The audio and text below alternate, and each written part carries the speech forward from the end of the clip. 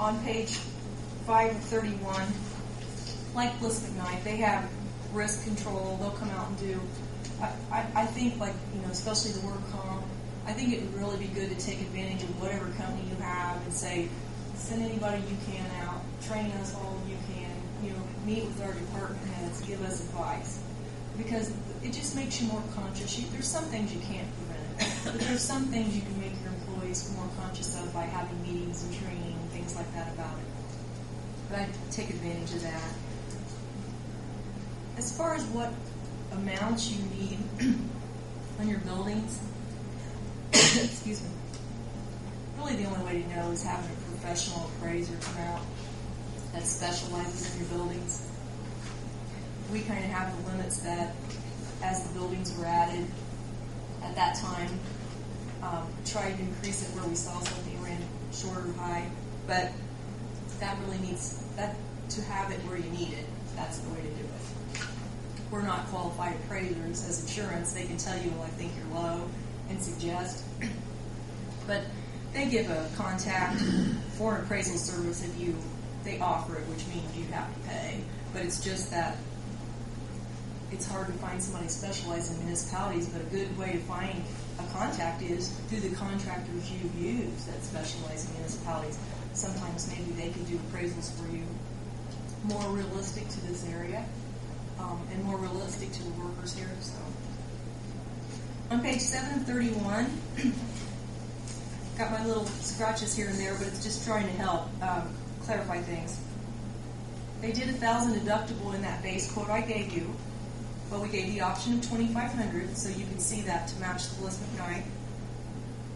They have the option of flood, which you haven't had that before, but I threw it in case you have an interest. We had some flood claims in Greensburg, some unexpected, some buildings that had never had water in them.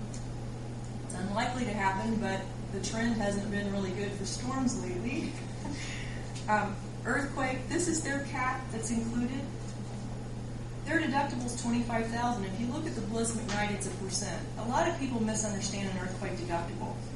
If you look at it and you don't really have someone tell you that's the experience in it, you would think that means that percent of the claim. It doesn't. It means that percent of what's on the building. So if you have a $100,000 house and you have a 10% earthquake deductible, you have a $10,000 deductible even if your deductible in your house is $1,000. That's confusing. I want to point that out. Instead, they have a flat amount. On the next page, equipment breakdown, that's something that they have built in, but why I have this page in there, this tells you if you wanted to take the $2,500 deductible, what would that save you? Now that was back on that first cheat sheet I showed you with my little letter. And that's where you saw where I broke it down and I put minus $1,635. So that's the question. You want to take your deductible from $1,000 to $2,500 and save $1,635. But I'll tell people, don't just look at it as the savings. Also look at it as incentive to not turn a small claim in that might in the future raise your rate. But that deductible is per occurrence. So you have to look at it both ways. They also threw in the option of a $5,000 deductible and a 10. I don't see that would be worth it. It's $25,793 for a $10,000 deductible. And if you look at the $2,500 deductible, it's $28,675. I think the $1,000 and the $2,500 are good areas as far as the amount of savings. I don't know that the 5 to 10 are, but that just depends. I put a note down here too. They capped that earthquake at $10 million, but at $5 million, but there's an option of $10 million for an additional $4,719. So that's available. And then I gave a little circle, and from the $10,000 deductible, took it down to $1,000. That shows you would go from $30,310 to $25,793 to go from a $1,000 to a $10,000 deductible. Not huge savings, but there's some. Page 9 and 31, that's just miscellaneous items. 10 of 31, this is an important page. I put my little note, see umbrella that was set on top. This is what's built in. You know my little cheat sheet that said the base amount? This is what's built into that.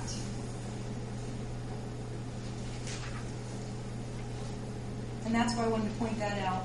I'll go through the umbrella later. But this is the 1-2 built into that base, so you know where I'm coming from when I was talking about the base. It goes through exclusions, things like that. Any questions you have, make sure to let me know.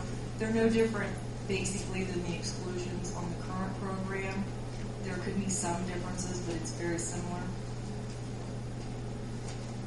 12 of 31 and 13 of 31 is just showing the options for the employee benefit plan administration liability claims made, the law enforcement liability occurrence. See that difference? That's why I point that out. The public entity management liability goes into that.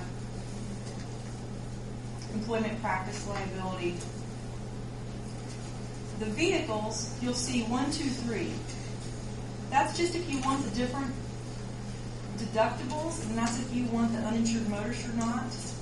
I wanted you to see what that costs since you don't have it. It's pretty pricey, but I wanted to show you what that would cost if that's something you wanted to add back. So page 16 of 31 is the current in the package. Option 2 is if the underinsured was added back.